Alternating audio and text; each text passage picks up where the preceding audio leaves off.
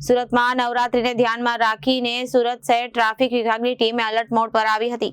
રાત્રિના સમયે અલગ અલગ પોઈન્ટ પર ચેકિંગ હાથ ધરવામાં આવી હતી અને કાળા કાચ ગાડીઓ સામે કાર્યવાહી અને પેપલોદ વાય જંકશન પર પોલીસ દ્વારા કાર્યવાહી કરાઈ હતી।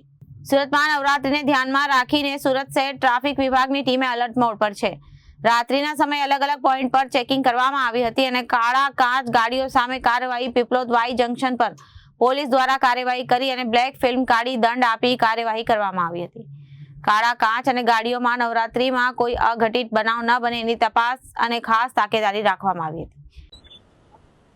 નવરાત્રીના તહેવારો ચાલી રહેલ છે અને સુરત શહેરમાં નવરાત્રી તહેવારો દરમિયાન અમારા પોલીસ કમિશનર શ્રી અનુપમસિંહ ગેહલોત સાહેબ, ટ્રાફિક વિભાગના જેસીપી સાહેબ, અમારા ડીસીપી સાહેબ અને અમારા એસીપી શ્રી ટંડેલ સાહેબની એવી એક ખાસ સૂચના છે કે જે ગાડીઓમાં બ્લેક ફિલ્મ લાગેલી છે એ બ્લેક ફિલ્મ વાળા વાહનો વિરુદ્ધ કાયદેસરની કાર્યવાહી કરવી અને આવા વાહનો મળી આવેથી એમના બ્લેક ફિલ્મ રિમૂવ કરવાની કાર્યવાહી ચાલુ છે।